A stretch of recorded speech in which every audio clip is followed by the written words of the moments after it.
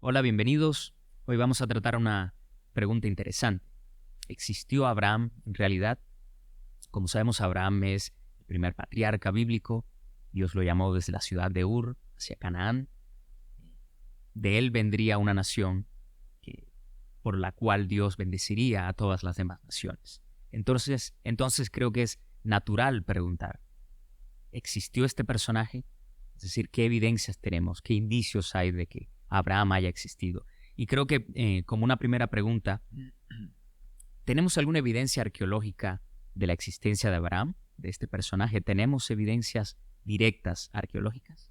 Bueno, realmente evidencias arqueológicas directas no tenemos. Es decir, no tenemos ningún artefacto que diga, mira, yo soy Abraham o este es Abraham. Eso no lo tenemos. Sin embargo, debemos saber que para aproximarnos a los relatos antiguos, como los relatos de la Biblia, la arqueología no siempre va a ser la ciencia que nos va a arrojar luz, no necesariamente, es decir, no todos los personajes de la historia, de los relatos, tanto de la Biblia como del Antiguo Oriente Próximo, mencionados en los relatos, van a tener, digamos, artefactos, descubrimientos arqueológicos que certifiquen su existencia. Y esto está dado por la característica del pasado y también de la arqueología, que tiene su naturaleza, su alcance y su límite.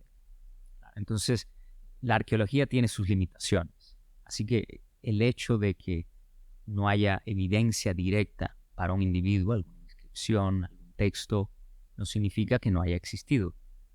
Eh, los artefactos, los objetos que dejan los seres humanos, con el tiempo se destruyen, se deshacen o se queman en los incendios, se hunden en el fondo del mar, etc. Entonces, esta ausencia no necesariamente implica que alguien no existió. Pero en ese caso, ¿qué indicios sí tenemos de la existencia de Abraham? Es decir, si alguien nos preguntara, ¿existió Abraham? Ya que no podemos proponer descubrimientos arqueológicos directos, ¿qué otras evidencias existen? Es decir, ¿cómo podemos responder? Sí, siempre es importante también partir de la idea de que no es tan fácil rastrear arqueológicamente a una persona que se movió de un lugar a otro, ¿no? Algunos hablan de los nómadas, es muy difícil por las características del estilo de vida de los nómadas, por lo que ya hemos hablado de las limitaciones que tiene la arqueología para ese tiempo corto, ¿no? Esa vida cotidiana, todo esto. Lo que sí podemos hacer es leer el relato de la Biblia y compararlo con relatos contemporáneos, es decir, registros, archivos, sea en papiros, pergaminos o tablillas de arcilla. Esa comparación podemos buscar paralelos, relatos que sean semejantes, y eso es una metodología muy, digamos, bastante rigurosa si se sabe hacer, donde el historiador puede buscar un personaje y por lo menos registrar el entorno sociopolítico, económico, cultural. Es una buena idea.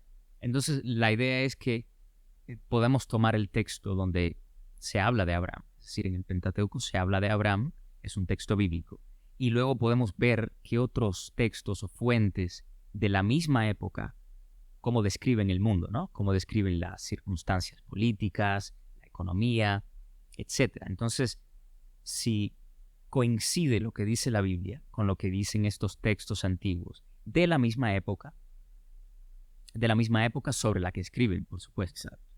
Entonces, eso añade credibilidad al texto bíblico. ¿Tiene sentido eso? Sí, tiene sentido. Tiene mucho sentido, es riguroso. Es un proceso historiográfico adecuado que lo hacen los historiadores constantemente con todos los relatos antiguos. Y no podemos despreciar el relato bíblico solo por el hecho de ser bíblico, sino que tenemos que aplicar la misma metodología que hacen los historiadores, los arqueólogos, y esto es bastante viable.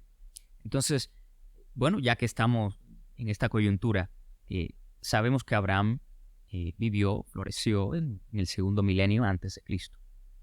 ¿Existen entonces algunas fuentes del segundo milenio antes de Cristo que describan la sociedad y las circunstancias de modo similar a la Biblia? Es decir, ¿podemos hacer comparaciones de este tipo?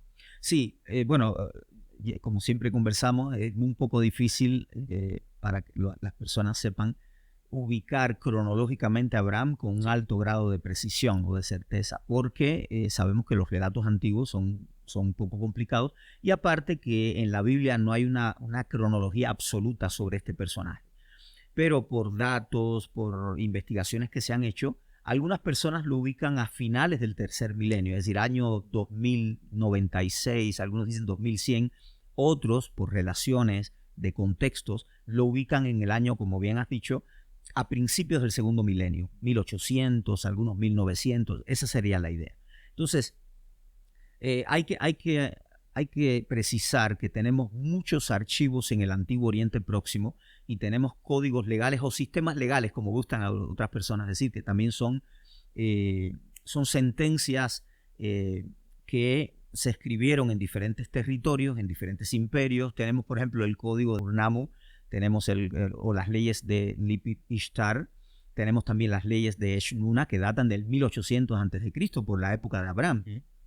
Y tenemos también, entre otros, tenemos el famoso código de Hammurabi, que data de finales de su reinado. Él reinó año 1792-1750, y a finales de su reinado tenemos un código con un prólogo, un corpus legal o de sentencia y un epílogo. Entonces, pero aparte tenemos también los archivos de Nusi o de Nusu, y tenemos los archivos de Mari, y de esto podemos hablar. Sí, existía anteriormente esta teoría de que las narrativas patriarcales bíblicas eran solo proyecciones o artificios que los israelitas que habían venido después habían proyectado hacia el pasado, que se habían imaginado. Sin embargo, después de la Primera Guerra Mundial, se hicieron algunos descubrimientos interesantes. Por ejemplo, como mencionaste, los textos, los archivos de Nusi en Irak, en el actual Irak, en la década de 1920, y los textos de Mari en la región de Siria, pero en la década de 1930, arrojaban mucha información en tablillas escritas en lengua cuneiforme, que data de esa misma época de Abraham, segundo milenio, finales del tercer milenio, etc. Entonces, por medio de comparar esas tablillas cuneiformes con el texto bíblico, se ve que hay paralelismos que añaden, por supuesto, verosimilitud al texto bíblico.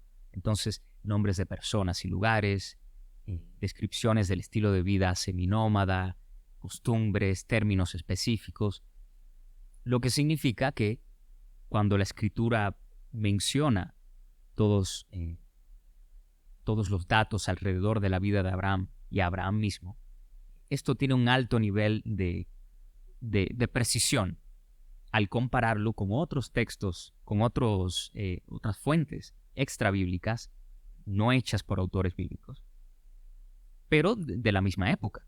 Así que esta idea de que los israelitas desde el 9º al 5º siglo antes de Cristo comenzaron a imaginarse o a proyectar artificios hacia el pasado, a inventarse toda suerte de cosas, no parece sostenerse mucho, ¿no?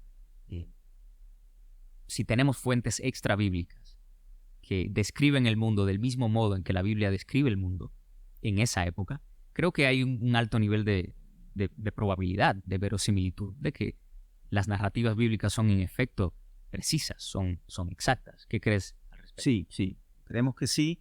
Estas hipótesis que se plantearon en el siglo XIX, finales y antes también, y después que se sostuvieron en el tiempo, muchas veces han sido desplazadas en ciertos contextos académicos.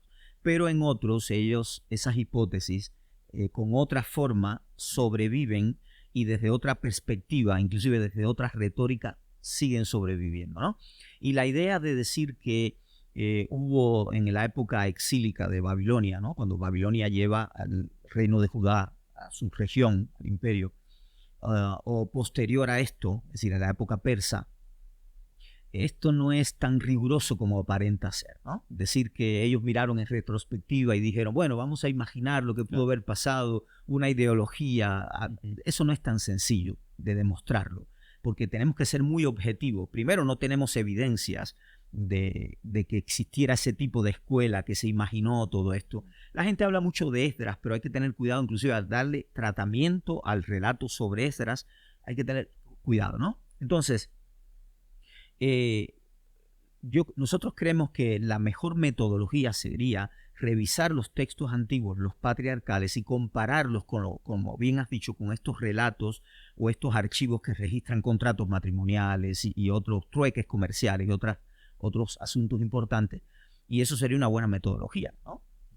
Sería mucho más apropiada revisar, pero hay que hacerlo con mucho cuidado. Es decir, hay que conocer bien el relato de la Biblia, con detalles, revisar bien el entorno que trata de describir, digamos, las tradiciones que se ven reflejadas ahí, compararlas con estos archivos que estamos revisando del antiguo Oriente Próximo, principalmente de la región de Mesopotamia. Entonces, para concluir, para resumir un poco, aunque no tenemos descubrimientos arqueológicos directos que demuestren la existencia de un personaje llamado Abraham, que había venido de Ur hacia Canaán por promesa de Dios, etc. Sí tenemos material comparativo, es decir, podemos comparar lo que dice la Biblia con lo que dijeron otras personas que no tenían afiliación, digamos, con los autores bíblicos en esas épocas, lo que escribían sobre la sociedad, sobre la política, y comparar con lo que dice la Biblia. Entonces, mientras más conexión o más encajan estas dos fuentes, creo que mayor verosimilitud le añade el texto bíblico, ¿no? Sí, mira, hay varios ejemplos que se pueden citar. Por ejemplo, pensemos en algunos. El tema de los excedentes agrícolas, las culturas antiguas, mesopotámicas, de diferentes, es decir, estamos hablando del protodinástico, años 1900 a.C., que es la cultura sumeria. Estamos hablando también del imperio acadio, establecido por Sargón el Acadio, a partir del año 2334. Aquí vemos la importancia de los excedentes, ¿no? Desde las primeras ciudades-estados que se administraban de forma independiente, el excedente servía para sostener a funcionarios, artesanos, sacerdotes, reyes, etc. Y esto era fundamental para poder sobrevivir en este tipo de culturas. Necesitaban tener ejércitos que los protegieran de otros lugares. Esto nosotros lo vemos en Abraham. Abraham, cuando llega que a su sobrino Lot lo secuestran, un grupo de reyes que se unen, hacen un tipo de coalición y empiezan a saquear y a conquistar. Abraham los persigue, hay como un tipo de emboscada, y después cuando él regresa, él saca un excedente que la Biblia le llama diezmo y se lo entrega a un rey misterioso que aparece, que no tenemos registros para explicar un poco más, y este rey recibe el diezmo de Abraham, ese excedente. Eso era muy, muy natural en el mundo mesopotámico. Entonces, con estos excedentes, y lo hacían muchas personas, no solo Abraham, se sostenían ciertos escenarios con esta economía o con los, digamos, con los botines, que también con los productos agrícolas. Y también las rebeliones de los reyes, que vemos ahí reflejado en la literatura patriarcal, en este relato, estos reyes como Amrafel, Kedorlaomer y todo esto, eso se habla. Estas rebeliones son muy comunes en la literatura histórica del Antiguo Oriente Próximo con historiadores seculares. Eso lo podemos rastrear todo el tiempo, y el término rebeliones se está usando todo el tiempo en estos siglos o en estos milenios. Entonces, ¿cómo resumiríamos la totalidad del argumento sobre la existencia de Abraham? ¿Cómo lo encajamos? Sí, es decir, ya decíamos que no tenemos una evidencia arqueológica por la dificultad que tiene la arqueología de rastrear a un nómada o a un grupo de nómadas, etc. Y no solo eso, sino que la arqueología no rastrea la existencia de cada ser humano en la historia. Inclusive los relatos extrabíblicos de otras fuentes, los historiadores tienen grandes dificultades para justificar por medio de la arqueología la existencia de todo personaje histórico que ellos registraron, los cronistas antiguos. Pero ya veíamos que si nosotros comparamos los relatos patriarcales, sean de Abraham y de otros patriarcas, con archivos como en el caso de Nuzi, de Mari y otros archivos, hay muchas fuentes en el Antiguo Oriente Próximo, vamos a ver similitudes y podemos correlacionarlo, ¿no? Hay similitudes y paralelismos significativos que pueden esclarecer, justificar o describir la época que también los relatos de los patriarcas están reflejando. Cómodamente se puede hacer eso. Perfecto. Bueno, muchas gracias por su atención. Esperamos que haya sido de utilidad.